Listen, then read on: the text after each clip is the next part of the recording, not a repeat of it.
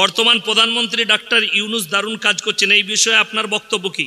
সবথেকে আমাকে ভালো লেগেছে ডাক্তার ইউনূস বলেছে যতগুলো মাদ্রাসা মসজিদ আছে তাদের সমস্ত কারেন্টের বিল ফ্রি, এবং সেখানে 1 সেপ্টেম্বর থেকে যতগুলো গেম আছে ফ্রি ফায়ার থেকে শুরু করে যত গেম সেগুলো নিষিদ্ধ করেছেন।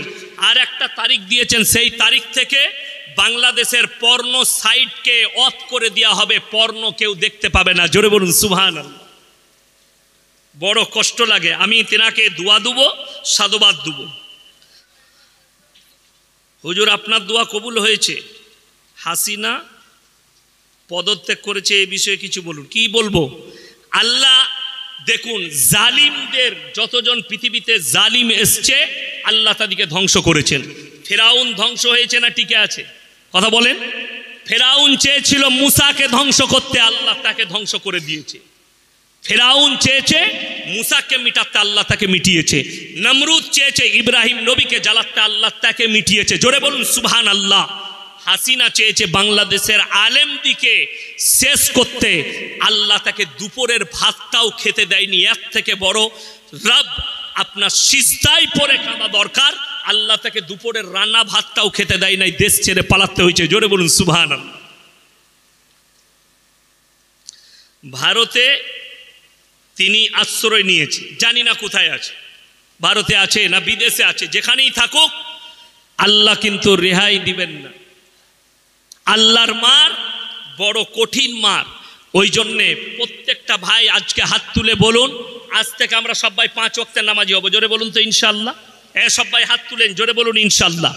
আমি আমার যুবক থেকে বলবো, খাস করে এই জালসার যত কমিটি আছেন সকলকে অনুরোধ করব 5 ওয়াক্তের নামাজি হন।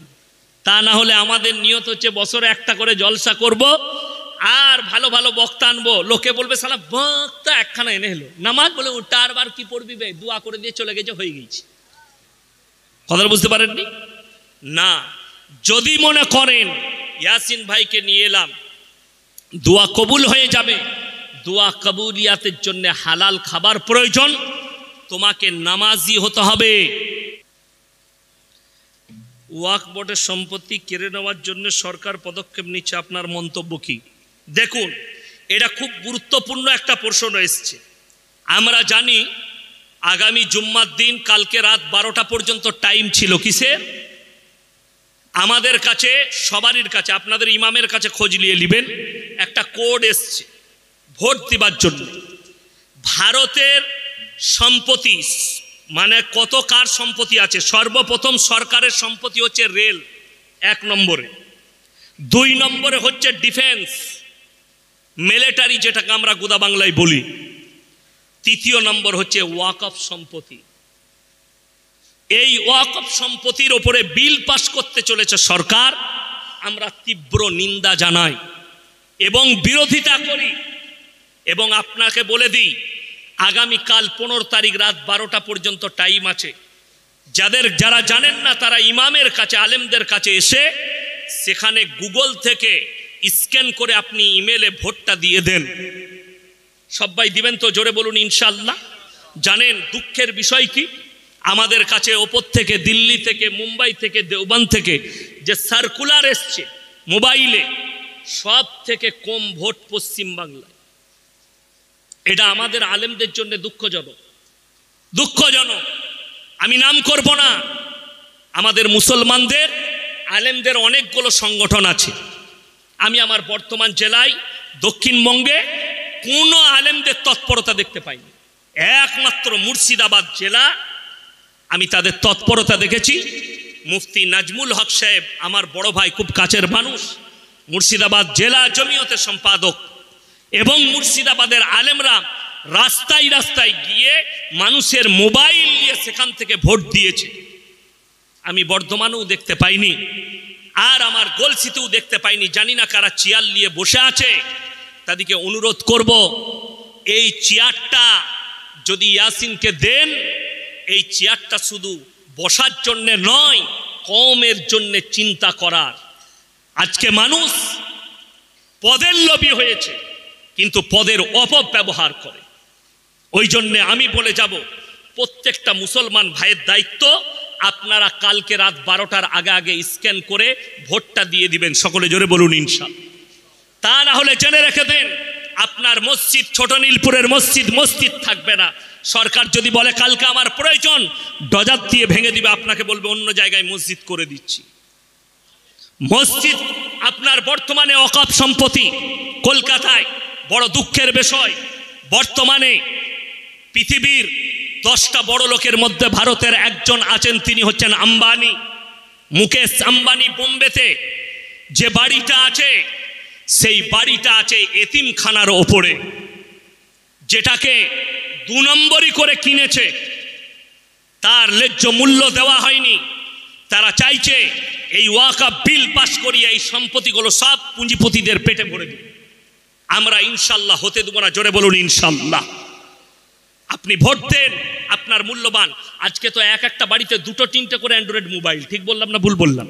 তো আপনার বাড়িতে যদি 3টে মোবাইলে 3টে ভোট যায়, মানুষের কতটা মূল্য হতে পারে, সেই ভোটের মূল্য আপনি এখন বুঝবেন না। তখন আপনার চোখের সামনে থেকে সব কিছু কাড়া যাবে, তখন আপনি চোখের পানি ফেলাবেন। মাথায় রাখবেন, ওই সম্পত্তি শুধু একটু আটটু নয়, হিসেবটা বলে দিই, 9,40,000 একর জমি আছে। ভাবতে পারেন, 9,40,000 একর জমি শুধু ওয়াকফ সম্পত্তি আছে আমাদের। আপনি অনুভব করতে পারবেন না। যদি সরকার বলে তোমাকে কিচ্ছু দেব না, যদি খালি আমাদের ওয়াকফ সম্পত্তি দিয়ে দেয়, সেই টাকায় প্রত্যেকটা মুসলমানের সংসার প্রতি বছর 1 লাখ করে পাবে ভারতের মুসলমান। জোরে বলুন না সুবহানাল্লাহ। এত সম্পত্তি আছে। কিন্তু আমরা কখনো চাই না, এই বিল সমর্থন করি না, এর তীব্র নিন্দা করছি, প্রতিবাদ জানাচ্ছি। সকলে জোরে সোরে বলুন ইনশাআল্লাহ।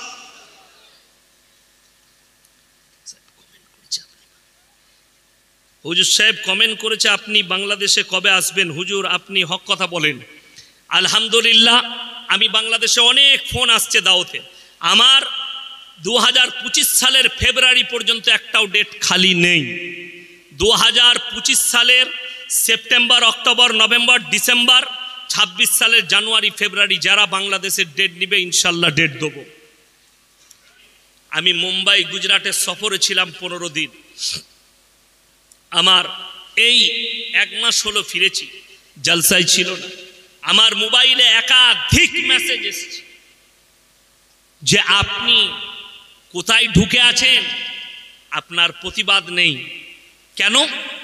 ধর্ষণ হচ্ছে, মানুষ মারা যাচ্ছে, তার প্রতিবাদ নেই।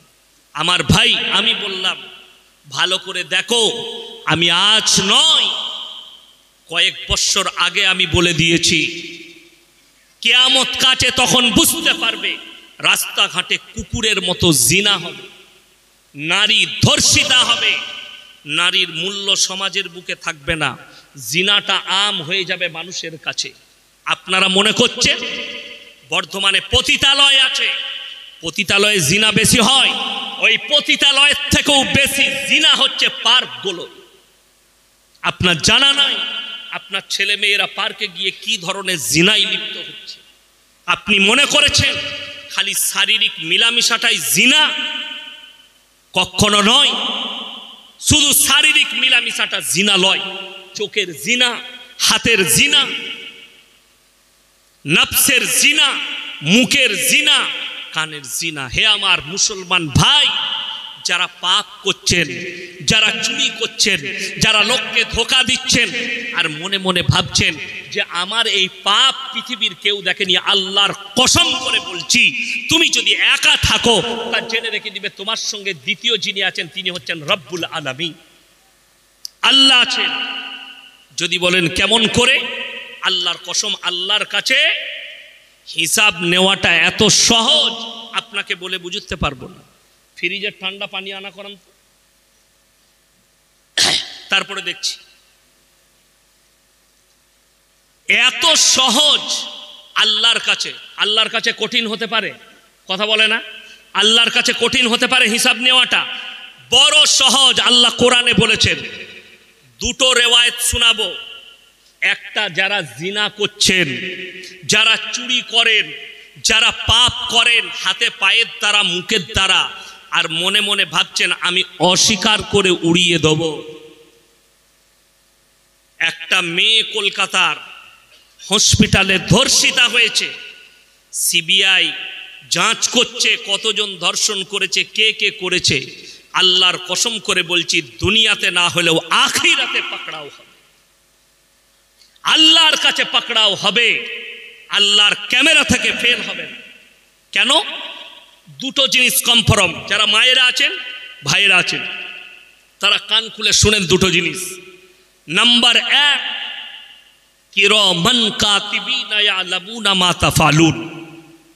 প্রত্যেকটা নারী পুরুষের কাছে আল্লাহ দুজন করে ফেরেশতা নিযুক্ত করে দিয়েছেন, যারা মানুষের ভালো মন্দকে লিপিবদ্ধ করে রাখবে। আপনি কি খারাপ কাজ করছেন, ডান দিকের ফেরেশতারা ভালো কাজ লিখবে, নেক কাজ, আর বাঁ দিকের ফেরেশতা লিখবে খারাপ কাজ, কিরামান কাতিবিন। যদি বলেন এটা কখন দেখানো হবে, আল্লাহ তাআলা কোরআনে বললেন, ইকরা কিতাবাক কাফা বিনাফসিকা আল-ইয়াওমা আলাইকা হাসিবা মান ইহতাদা ফাইন্নামা ইয়াহতাদি লিনাফসি ওয়া মান দাল্লা ফাইন্নামা ইয়াদিল্লু আলাইহা ওয়া লা তাজিরু ওয়াজিরাতুন বিজরা উখরা ওয়া মা কুন্না মুআযযিবিনা হাত্তা নাবআসা রাসূলা। হে আমার বিশ্বনবী, পৃথিবীর মানুষকে বলো, কিয়ামতের দিনে যখন আল্লাহ দাঁড় করাবেন, আমার আল্লাহ রাব্বুল আলামিন প্রত্যেকটা নারী পুরুষের হাতে ইকরা কিতাবাক, তাদের আমলনামা ধরিয়ে দেবেন এবং আল্লাহ বলবেন তুমি নিজের হিসেবটা নিজের মুখেতে দিয়ে দাও। আল্লাহ বলবেন তুমি পড়ে শোনাও, নিজের মুখে নিজে হিসেব দাও। এটা কোরআন। ইকরা কিতাবাক কাফা বিনাফসিকা আল-ইয়াওমা আলাইকা হাসিবা। আপনি ফেরে পড়বেন বিসমিল্লাহ, আলহামদুলিল্লাহ। আপনি ফেরে পড়বেন কিয়ামতের দিনে, আটকিয়ে যাবেন। আল্লাহ তাআলা আপনার মুখের দ্বারা আপনাকে প্রকাশ করাবে। আর এক শ্রেণীর পাপীকে সূরা ইয়াসিন, আল্লাহ তাআলা সূরা ইয়াসিনে বললেন, আর এক শ্রেণীর পাপীদিকে কি করা হবে শোনো, আল ইয়াওমা নাখতিমু আলা আফওয়াহিহিম ওয়া তুকাল্লিমুনা আইদিহিম ওয়া তাশহাদু আরজুলুহুম বিমা কানু ইয়াকসিবুন। আমি আল্লাহ রাব্বুল আলামিন তাদের জবানগুলো সিলাই করে দেব, তাদের হাত কথা বলবে, তাদের অঙ্গ পতঙ্গ, চোখ কথা বলবে, কান কথা বলবে, ঠোঁট কথা বলবে, তাদের অঙ্গ পতঙ্গকে আমি আল্লাহ কথা বলার যোগ্যতা দান করব, তারা আর অস্বীকার করতে পারবে না।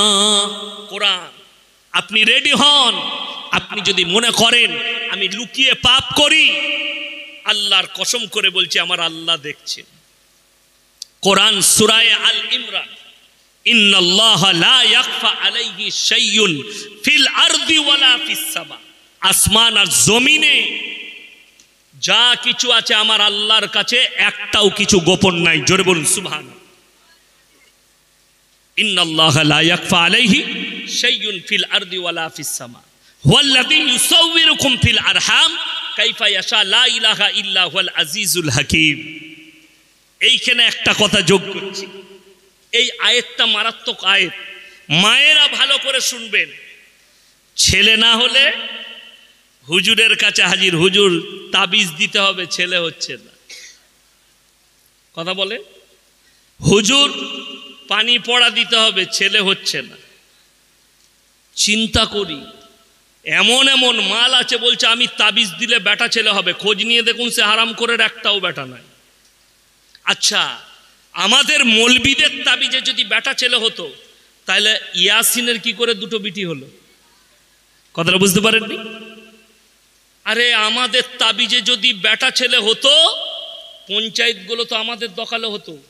ইসলামী শরীয়তে 4টা বিয়ে করা জায়েজ আছে না নাই? কথা বলে 4টা জায়েজ আছে। 4টা বিয়ে করতাম, আর বছরে একটা করে বেটা, 4 10 40টা লাঠি। কথাটা বুঝতে পারেন না? মার তাবিজ আর একটা করে বেটালে বছর, তাবিজ তো আমাদের কাছে বেটা ছেলে হবে। আল্লাহর কসম করে বলছি, পরের আয়াত যেটা শোনালাম সূরা আল ইমরানের 1ম পৃষ্ঠা, বাড়িতে মানে কোরআন থাকলে গিয়ে খুলে দেখবেন, তারপরে গালি দিবেন, হুয়াল্লাযী ইউসাউবিরুকুম ফিল আরহামি কাইফা ইয়াশা লা ইলাহা ইল্লা হুয়াল আজিজুল হাকীম। হে আমার নবী, তুমি তাদেরকে বলে দাও মায়ের গর্ভে বাচ্চা দান করি আমি আল্লাহ আমার ইচ্ছা মতো, আমি আল্লাহ কারো পরামর্শে কাজ করি না। জোরে বলুন সুবহানাল্লাহ। আমি কারোর পরামর্শে কাজ করি না। আজকে দুঃখ একটাই লাগে, অনেক মানুষ আছে, এখানেও থাকতে পারেন, আমার বয়ান শুনতে এসছেন, অনেক মানুষ থাকতে পারেন, অনেকজন মনে করে এই মৌলবিটা মনে হয় পীর বিরোধী মৌলবি। আমি কিন্তু পীর বিরোধী নয়, আমি সিস্টেম বিরোধী মৌলবি। কি বিরোধী বললাম? সিস্টেম বিরোধী মৌলবি। তোমার সিস্টেম ভুল, আমি তোমার বিরোধী লোক। আমি মোবাইলে রেকর্ডিং করেছি, ফেসবুকে অ্যাড দিয়েছে, কলকাতার অমুক বাবা, নামটা তার করছি না, কি হয়েছে বলছে, প্রেমের ব্যর্থতা থেকে যদি কেউ ব্যর্থ হন 24 ঘন্টার মধ্যে সফলতা, কারোর বউ পালিয়ে গেলে 24 ঘন্টায় এনে দেওয়া হয়। কি বুঝলেন? তাকে আমি ফোন করেছিলাম, রেকর্ডিংটা আছে আমার কাছে। আমি বললাম, আচ্ছা হুজুর আমাকে আয়াতুল কুরসিটা শুনান তো। সে বললে, কে বে তু? আমি বললাম, হুজুরের ভাষা যদি এত সুন্দর হয় তাহলে তার তাবিজ কত ভালো হবে। কথাটা বুঝতে পারেননি? আমি বললাম যে স্যার ভাইজান আয়াতুল কুরসি শোনাও, সেটা পারলো না। আমি বললাম, আমি একটা মেয়েকে ভালোবাসি, তা আমাকে তাকে লাগবে, নাম বলো। আমি একটা ফিল্মের নায়িকার নাম বললাম, আমাকে বলছে, ভাই মজাক করছিস আমার সাথে? আমি বললাম, মজাক লয়, সিরিয়াস, আমি তাকে বিয়ে করব, তোমাকে এনে দিতে হবে।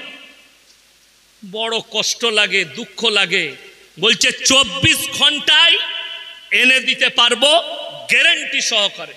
আমি তো বলেছি আমাদের দেশের প্রধানমন্ত্রীজিকে বলবো, দেশের টাকা যারা নিয়ে পালিয়েছে এ মাল কটাকে হায়ার করুন, এরাই এনে দিবে 24 ঘন্টায়।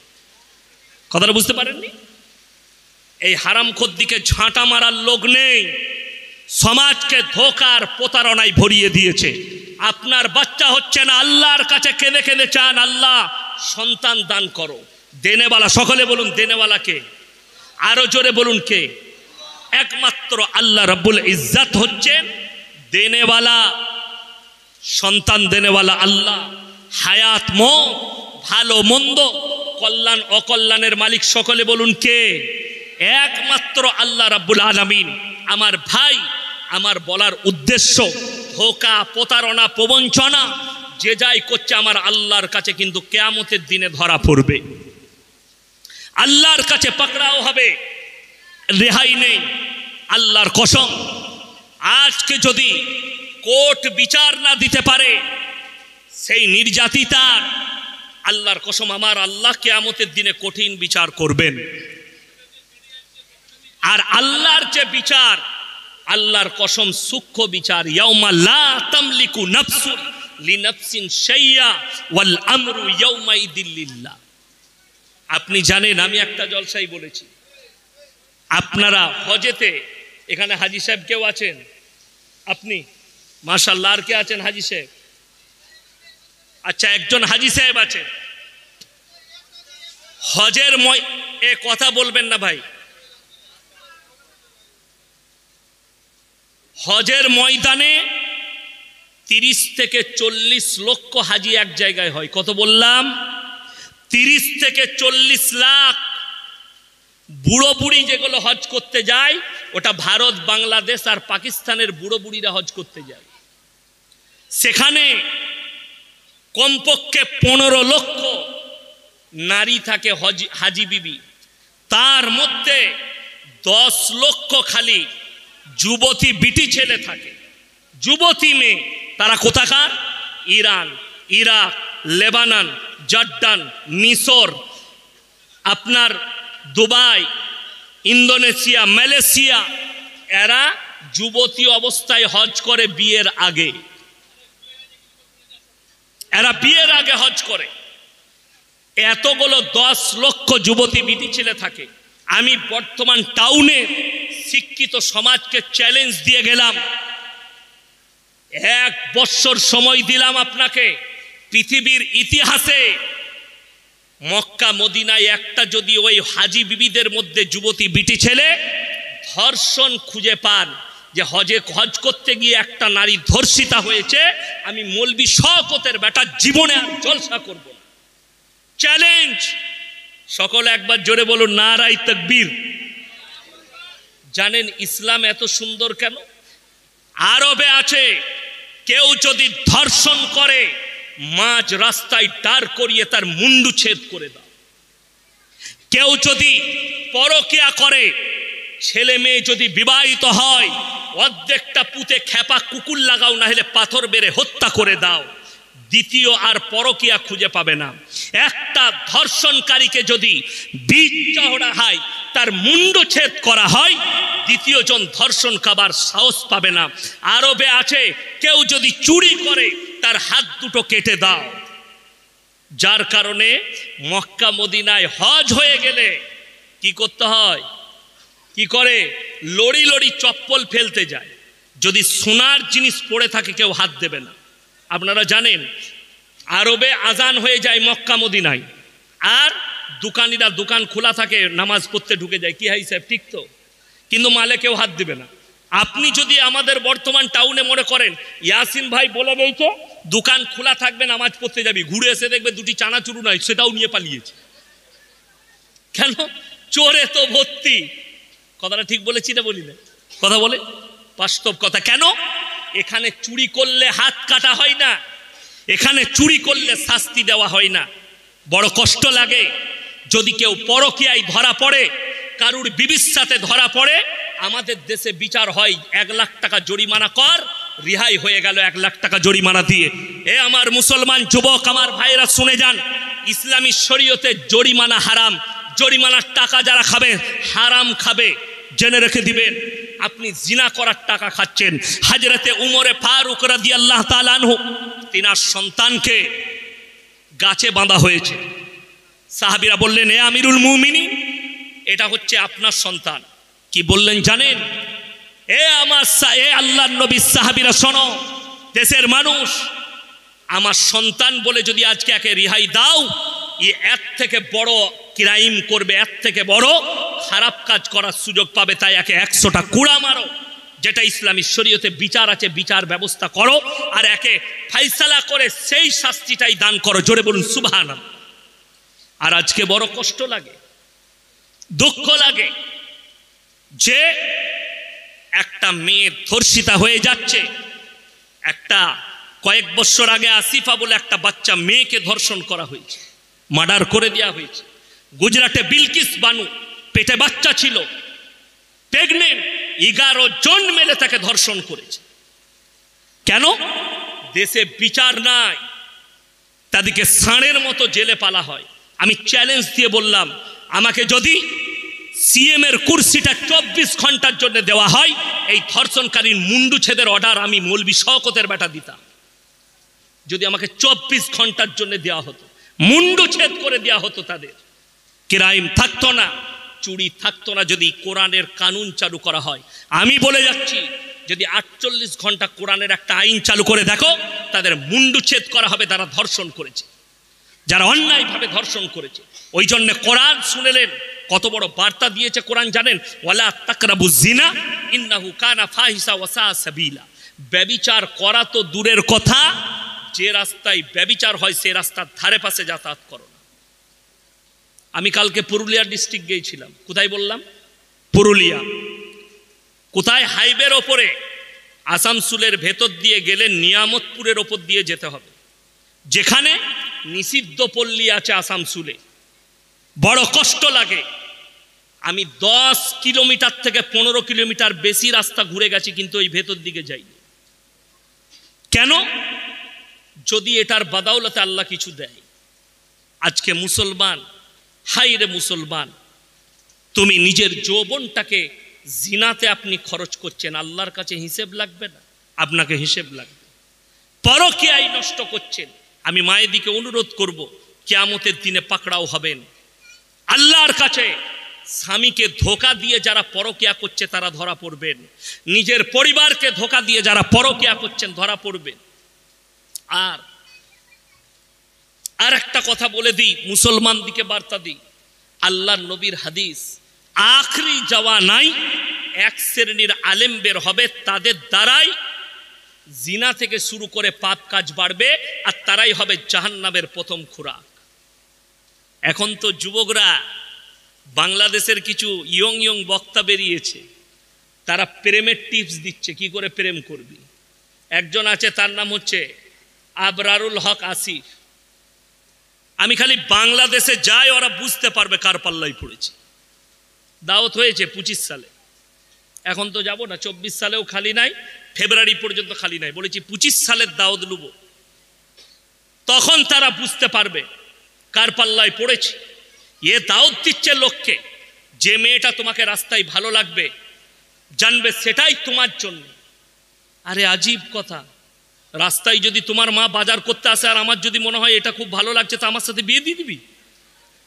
আজীব কথা, বেঈমানি কথা না। এ মুসলমান যুবক শুনে লাও, যারা ভাবছেন প্রেম ইসলামী শরীয়তে প্রেম জায়েজ আছে। প্রেম কি? কথা বলে না। প্রেম কি? যুবকরা হাসছে। প্রেম জায়েজ আছে, শুনেলেন কোথায়? কার সাথে? মায়ের সাথে, বোনের সাথে, বাপের সাথে, ভাইয়ের সাথে, প্রতিবেশীর সাথে। কিন্তু তোমরা যে প্রেমটা করতে চাইছো, ওটা জিনার পাপ ছাড়া আর কিছু হবে না। বর্তমানে অনেক পরিবার, মা বাপ, তারা জিনায় লিপ্ত করাচ্ছে নিজেদের ছেলে মেয়েদের। কিভাবে? এখন একটা আমাদের বিয়ের সিস্টেম উঠেছে, মৌলবীর কাছে তো খোঁজলাই না, খোঁজলাই আমাদের কাছে যে কিভাবে বিয়ে দেবো। ইমামকে জিজ্ঞেস করে কেউ না। আমাদিকে দুটি কাজে আপনারা রেখেছেন, হলে আর মোলে। হয়েছে কানে আজান দিতে হবে, আর মরেছে জানাজা পড়তে হবে, বাকি বলে বাকি সব আমরা বুঝে নেব। কি বুঝলেন? ওই জন্যই তো, কি বুঝলেন, আমাদের দেশে জান্নাত কত সহজ জানেন? 3 বোতল মদ খেয়ে যদি হাই রোডে অ্যাক্সিডেন্ট করে মরে যায়, অসুবিধা নাই, জান্নাতে চলে যাবে মিলাদ পড়িয়ে। ঠিক বললাম না ভুল বললাম? ও ইয়াসিন সাহেবকে দাওয়াত দিয়ে, আমাকে দাওয়াত দিয়েছেন, দেশি মুরগি করেছে, 3 বোতল মদ খেয়ে মরে গেছে। আমাকে বললে অ্যাক্সিডেন্ট হয়ে মরেছে। আমি এখন মিলাদের শেষে দোয়া করছি, আল্লাহ তুমি তাকে জান্নাতি করো, জান্নাতুল ফিরদৌস দান করো, আল্লাহ তুমি তাকে শহীদের মর্তবা দাও। দিয়ে খেতে বসেছি, ভাই কি করে মরল বাপ? ছেলে খুব খারাপ, 3 বোতল মদ খেয়ে অ্যাক্সিডেন্ট করেছে। আমি তোবা তোবা, কাকে দিলাম বে জান্নাতে আমি? বড় কষ্টের বিষয়। তো হুজুর আগে মার খাবে না? খাবে না? আগে আমাদের মতো হুজুরকে মারবে। বড় কষ্টের বিষয়। আপনি মনে করছেন হুজুরকে হায়ার করে মাতালকে জান্নাতে পাঠাবো? যে মদের ভাটিতে জীবন কাটিয়েছে, যে গাঁজার ভাটিতে জীবন কাটিয়েছে, তাকে বলছেন জান্নাতে দেবো? কোরআন শোনাবো আপনাদিকে, চোখ দিয়ে পানি আসবে। পৃথিবীর যিনি শ্রেষ্ঠ ব্যক্তি, পৃথিবীর যিনি শ্রেষ্ঠ ব্যক্তি, তিনি হচ্ছেন হযরত মুহাম্মদ মুস্তাফা, সকলে বলুন সাল্লাল্লাহু আলাইহি ওয়াসাল্লাম। আচ্ছা, নবীজির থেকে দামি লোক এসছে পৃথিবী থেকে? কিয়ামতের সকাল পর্যন্ত কেউ আসবেন? জোরে বলুন না সুবহানাল্লাহ। চলুন আল্লাহর নবীর কাছে একজন সাহাবী ছুটে এলেন, ইয়া রাসূলুল্লাহ, ইয়া হাবিবাল্লাহ, আপনার চাচা যান যেন মৃত্যুর শয্যায় শুয়ে আছেন। নবীজি ছুটে এলেন আর চাচার হাতটা টিপে ধরে বললেন, চাচা তুমি একবার কলমা পড়ে নাও, একবার কলমা পড়ো, আমি আল্লাহর কাছে কেঁদে কেঁদে তোমার জন্য দোয়া চাইব। আল্লাহর নবী চাচা যান, তিনি বললেন, আমি যদি বার্ধক্যে কলমা পড়ি, লোকে বলবে মৃত্যু ভয়ে কলমা পড়েছে, আমি কলমা পড়তে পারবো না। আল্লাহ আয়াত পাঠালেন, ইন্নাকা লা তাহদি মান আহবাবতা ওয়ালাকিন্নাল্লাহা ইয়াহদি মান ইয়াশা। হে আমার নবী, হিদায়েতের দপ্তরটা কার হাতে? সকলে বলুন আল্লাহর হাতে। আমার ইচ্ছা নেই তোমার চাচা কলমা পড়তে পারবে না। রাসূলের চোখে পানি। নবীজির চাচা দুনিয়া ছাড়লেন। ভালো করে শুনবেন কথাটা। যেমনি দুনিয়া থেকে চলে গেলেন, আল্লাহর নবী হাত তুলে বসলেন। কার জন্যে? চাচার জন্যে। চাচা, আল্লাহ তুমি আমার চাচাকে ক্ষমা করে দাও।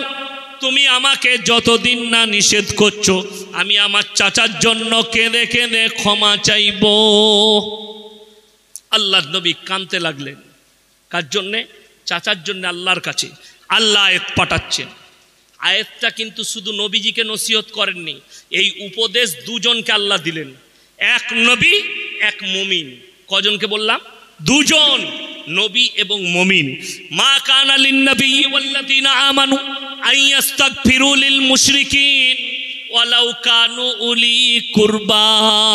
হে আমার নবী, এবং মুমিনরা শুনে লাও, যারা মুশরিক হয়ে বেঈমান কাফের হয়ে মারা গেছে তাদের জন্য দোয়া করতে পাবে না, যদিও তারা তোমাদের নিকটতম আত্মীয় হয়।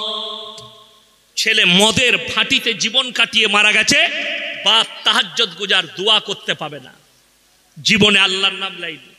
আমি আমাদের বর্ধমান জেলায় সাতগাছিয়ার কাছে বহারে নামাজ পড়াতে যাই, ঈদের 15টা গ্রাম এক জায়গায় নামাজ পড়ে, 10-15টা গ্রাম, আমি তাদের ইমাম। তো ঈদের নামাজে আমি দাঁড়াবো, বায়ান চলছে, বায়ান শেষ হয়েছে, এরপর বললাম কাতার সোজা করুন। একজন কানে কানে এসে বলছে, হুজুর যা ইসের ঈদের নামাজের নিয়তটা বলবেন। আমি বললাম একদম বলবো না, আমার কি করবি বল। আমি বলি নাই। আমি বললাম কেন বলবো বল। বলছে অনেকজন হুজুর জানে না। আমি বললাম বে ওরা জীবনে জানবেও না। কথাটা বুঝতে পারেন? যারা বলে ঈদের দিনে নিয়ত বলো, আমি বলবো ইমাম দিকে মোটেই নিয়ত বলবেন না। কেন? তার একটা কথা বলে দিই, কোনো ব্যক্তি যদি বলে ইমাম যাহা নিয়ত করিল আমি তাহা নিয়ত করিলাম, নামাজ হবে না? হবে না? কথা বলে না? পেছনে মৌলবীরা আছে, জিজ্ঞেস করলেন, নামাজ হয়ে যাবে। কিন্তু কেউ যদি দরুদ শরীফ না পড়ে, সানা না পড়ে, তসবি না পড়ে, আত্তাহিয়াতু না পড়ে, দরুদ শরীফ না পড়ে, নামাজ হবে? ওইগুলো একটাও জানে না, খালি বলছেন নিয়তটা বলে দাও। কি বলেন? ওই জন্য তো দেখবেন অনেক 5 ওয়াক্তের মুসল্লিদের পাশে অনেক যদি বেনামাজি, মানে সে ঈদ আর বকরা ঈদ পড়ে, সে না শ্বশুর একটা তোয়ালি দিয়েছে, লাগিয়ে চলে গেছে। স্টাইল কি, জামাটাও শ্বশুরের, আন্ডার প্যান্টও শ্বশুরের, লুঙ্গিও শ্বশুরের, দিয়ে একদম 5 ওয়াক্ত সালা আতর লাগাচ্ছে, একদম 96 মজমুয়া। নিয়ত বেঁধে আল্লাহ আকবার, ইমাম সাহেব হাত যাচ্ছে, ও এরকম তাকাচ্ছে, কি করছে বেড়া, ও চালাচ্ছে। ওরা 3 বার করেছে, ও 5 বার চালাইছে। জানি না তো চালাবে কি করে। কেন? ও তো আর কোনোদিন আসবে না, খালি ঈদ আর বকরাই, আর জীবনে নামাজ পড়ে না। আমাদের দেশে 3টে কোয়ালিটির নামাজি, এক হচ্ছে 5 ওয়াক্তের, আর এক হচ্ছে জুম্মার, আর এক হচ্ছে ঈদ আর বকরা ঈদের। এই 3টে কোয়ালিটির নামাজি। যারা বেনামাজি আছেন, আল্লাহর ওয়াস্তে শুনে যান। আমাদের সমাজের অনেক লোক বলে, ইমাম দিকে বলে, ইমামরা যদি বলে ভাই তুমি নামাজ পড়ছো না, তুমি তো ভালো লোক, কি বলে জানেন? আমার মতো লোক নাই, সত্যিকারই লোকটা ভালো, অনেক উপকার করে, বড় উপকার করে, কিন্তু নামাজ পড়ে না। সে বলে আমি নামাজ না পড়তে পারি, কিন্তু আমার মতো ভালো লোক আপনি পাবেন না। এরকম লোক আছেন, সত্যিকারই ভালো লোক আছে, কিন্তু নামাজ সে পড়ে না, সে বলে নামাজ পড়ি না। তাদের জন্য এই উপদেশটা, যারা বেনামাজি আর বলেন আমি ভালো লোক, আমি নামাজ পড়ি না, তা কি হয়েছে? তারা শুনেলেন, তার বদলা আল্লাহ তাদেরকে দুনিয়াতে দিবেন। কোরআন খুলেন, কিয়ামতের দিনে সেই লোক কটা কেমন ভাবে ফেরে পড়বে। জান্নাতীরা যখন জান্নাতে প্রবেশ করবে, আর জাহান্নামীরা যখন জাহান্নামে প্রবেশ করবে, জান্নাতীরা তাদেরকে দাঁড় করাবে, ফি জান্নাতি ইয়াতাসালুনা আনিল মুজরিমিনা মা সালাকাকুম ফি সাকার। তোমরা কেন জাহান্নামে যাচ্ছে? তোমরা বলতে তো আমরা ভালো লোক, তোমরা বলতে আমাদের মতো লোক নেই, আজকে তোমরা জাহান্নামে যাচ্ছ। তারা 1 নম্বর উত্তর যেটা ছুড়বে জান্নাতীদের কাছে, সেটা হচ্ছে ক্বালু নামলাকু মিনাল মুসাল্লি, আমরা মুসল্লিদের মধ্যে ছিলাম না, নামাজি ছিলাম না, তাই আল্লাহ আমাদেরকে জাহান্নামে পাঠিয়েছে। ওয়া কুন্না নাকুদু ওয়া কুন্না নুকাজ্জিবু, কি আছে, ওয়ালাম নাকু নুতিমুল মিসকিন, আর মিসকিনকে খানা খাওয়াইতাম না, তাই আল্লাহ আমাদেরকে জাহান্নামে পাঠিয়েছে। মায়েরা ভালো করে শুনবেন, ভাইয়েরা, আপনাদের পাড়ায় ভিখারি আসে না? আসে না? কোন ধর্মের দেখেন না? নবীজি সাল্লাল্লাহু আলাইহি সাল্লামের একটা ভাষা শুনেলেন, আমাদের দেশের লোক সম্প্রীতি জানে না, আমাদিকে মৌলবীদিকে সম্প্রীতি শেখায়, এরা কিছু জানে না বে, এদিকে শিখো, আমাদিকে কি শিখবি সম্প্রীতি, তোরা আমার কাছে সে শুনে যান। আজকে বর্তমান টাউনের লোক সম্প্রীতি কাকে বলে? রাসূল আকরাম সাল্লাল্লাহু আলাইহি সাল্লাম বললেন, তোমরা দেখো না তোমার পাশে কে বসবাস করছে, সে দলিত হোক, আদিবাসী হোক, অমুসলিম হোক, খ্রিস্টান হোক, সে যদি ক্ষুধার্ত হয় খাবার দাও, বস্ত্রহীন হলে বস্ত্র দাও, বিপদে পড়লে তার পাশে দাঁড়াও। এটাই হচ্ছে নবীজির আদর্শ এবং ইসলাম। এটার নাম সম্প্রীতি, এটার নাম হচ্ছে সম্প্রীতি। বড় কষ্ট লাগে। আর আপনি আমাদিকে সম্প্রীতি শিখাচ্ছেন, মৌলবিদিকে। আপনার সম্প্রীতি বুঝে আসেনি। চলুন কোরআন শোনাবো আপনাদিকে। মিসকিন আপনার দরজায় হাত পেতেছে। হে আমার মুসলমান ভাইয়েরা, যদি আপনার কাছে কেউ হাত পাতে, তুমি দেখো না, অনেক লোক আছে তোদের অভ্যাস দাঁড়িয়ে গেছে, রোজ চলে আসছিস ভিক্ষা করতে। এইটা কত খারাপ কথা আপনি ভাবতে পারবেন না। আপনি যখন 1 টাকা দান করবেন, মনে মনে আপনাকে চিন্তা করতে হবে, আল্লাহ আমাকে দেনেওয়ালা বানিয়েছো, আমাকে চাহনেওয়ালা বানাওনি। আমি হাত পাতিনি, আল্লাহ আমি হাতে দিচ্ছি, এটা আল্লাহর তোমার কৃপা যে আমাকে দেনেওয়ালা বানিয়েছো, আমাকে ভিক্ষা করনেওয়ালা বানাওনি। শুকর আদায় করবেন। হে আমার মায়েরা, তোমার দরজায় যদি কোনো ভিক্ষুক নাড়া দেয়, যদি কাজে ব্যস্ত থাকো, তারপরও তাকে দুটি তোমার যেটুকু আল্লাহ দিয়েছে তুমি দাও। অনেক মায়েরা কি বলে জানেন, কাজ করছি গো, পরে আসবে। তোমার কাজ যদি মালাকুল মউত আসে, কি বলবে? দাঁড়া, হাড়িটা মাইছি, পরে জানটা কবজ করবি, বলবে? ওই জন্যে মাদ্রাসাওয়ালা আসুক আর ভিক্ষুক তোমার দরজায় আসুক, তুমি সব কাজ ফেলে দিয়ে তাকে দুটি দাও, তার প্রয়োজন মিটাও। এই জন্য ভাববেন যে আমার দরজায় যা এসছে, আল্লাহ তুমি আমার দরজায় একজন মুসাফিরকে এনেছো, আমাকে মুসাফির বানিয়ে তার দরজায় নিয়ে যাও। আল্লাহর কৃপা। মাদ্রাসাওয়ালা তোমার দরজায় এলে তুমি হাত বাড়িয়ে দাও। তোমার 1 টাকা দিবার সুযোগ আছে, তুমি 1 টাকা দাও। 5 টাকা দিবার সুযোগ আছে, তুমি 5 টাকা দাও। ওই জন্য বড় কষ্ট লাগে। আমাদের বর্ধমানে, আমি নাম করব না টাউনে কোথায়, 50 টাকা করে মাদ্রাসার বিল কাটে, আলেম দিকে রাস্তায় রোদে দাঁড় করিয়ে লাইন দিয়ে দাঁড় করায়। আমি বলেছি আমার মাদ্রাসা শিক্ষককে, ওকে শুনিয়ে দিবেন। শওকত সাহেবের ছেলে বলছিল, তুমি কত টাকা জাকাত দাও? তুমি যে জাকাতটা পুরো দাও, পুরো রমজান মাসে একটা মাদ্রাসাকে সেই জাকাতটা দেয় এসিতে বস করিয়ে হাওড়া জেলায় হাজি শাহানুর উস্তাখা, জাহাঙ্গীর লস্কর পাচুরে, এসএন আলম নুর আলম ভাই মিটিয়া বুরুজে, একটা মাদ্রাসাকে তত টাকা জাকাত দেয়। আমার কাছে আমার বিল দেখলে আপনার মাথায় তাক লেগে যাবে। একটা বিল কাটি 50,000, আর একটা বিল কাটি 50,000, 1 লাখ টাকার বিল কাটি। তারা আলেম দিকে এসিতে বসিয়ে টাকা দেয়। হুজুর, আমাকে তো হাওড়া হাই সাহেব বলে, হুজুর দীঘাতে 2খানা হোটেল আছে, একটা আছে খব কটেজ, একটা আছে রাজা হলিডে ইন। আমি দীঘার দিকে জলসা করতে গেলে আমি ওনার হোটেলে থাকি রাত্রে, আবার জলসা করি। আমাকে ব্যাটা ব্যাটা করে, এত আলেম দিকে শ্রদ্ধা করে, এত ভালোবাসে, ডেকে জাকাত দেয়। আর আমাদের দেশে লোক মৌলবি দেখলে লুকিয়ে পড়ে, পড়ে না? আরে আলুর সিজনে এই বছরে আলুর দাম বেশি না কম? যে বছরে আলুর দাম বেশি, খালি ফোন করছি মেমারিতে, ভাই কই গো? বলছে ঘরে নাই। ভাবি ভাই কই? বলে ঘরে নাই। আর যে বছরে আলুর দাম 100 টাকা, খালি আমাকে 50 বার ফোন করছে, হুজুর 20 বস্তা আলু রেখেছি, 20 বস্তার দাম 2000 টাকার ভাড়া 2200 টাকা। আমি বললাম তুই টাকাটা ওইটা বেচে দিয়ে তুই টাকাটা নিলাম, এখানে কিনে লু, ভাড়া তো লাগবে 2000 টাকা। আর যে বছরের দাম বেশি আর ফোন তুলবে না। মুসলমানের রোগ। হাই রে, যদি তোমার কাছে 1 করোড় টাকা আছে, তুমি 2.5 লাখ টাকা তুমি জাকাত বার করো, পরের বছরে আল্লাহ এত বরকত দিবে যে তুমি 2 কোটি জাকাত দিবে। ওই জন্যে দ্বিতীয় নম্বর হচ্ছে ওয়ালাম নাকু নতিমুল মিসকিন। মিসকিনকে সবাই খানা খাওয়াবো, জোরে বলুন ইনশাল্লাহ। তারা বলবে আমরা মিসকিনকে খানা খাওয়াইনি, আল্লাহ জাহান্নামে পাঠিয়েছে। ওয়া কুন্না নাখুদু মাল খাইদিন। এইটা হচ্ছে বড় প্যাথেটিক। তারা বলবে দাড়ি টুপি নামাজি মুসল্লি দিকে দেখে হাসি ঠাট্টা বিদ্রুপ করতো, তাই আল্লাহ আমাদিকে জাহান্নামে পাঠিয়েছে। অনেকজন দাড়িওয়ালাকে দেখে, টুপিওয়ালাকে দেখে, আমাদের মতো মৌলবীকে দেখে চায়ের দোকানে বসে হাসি ঠাট্টা মজাক করে, মজাক উড়োয়, ভিখারি বলে। তারা শুনে নাও, তাদের জন্য তারা বলবে ওয়ালাম নাকু নতিমুল মিসকিন ওয়া কুন্না নাখুদু মাল খাইদিন। আমরা দাড়ি টুপিওয়ালাদের, নামাজিদের মজাক উড়াতাম, তাই আল্লাহ আমাদিকে জাহান্নামে পাঠিয়েছে। ওয়া কুন্না নুকাজ্জিবু বিয়াউমিদ্দিন। আর কিয়ামতের দিনকে, বিচারের দিনকে মিথ্যা ভাবিতাম, তাই আল্লাহ আমাদিকে জাহান্নামে পাঠিয়েছে।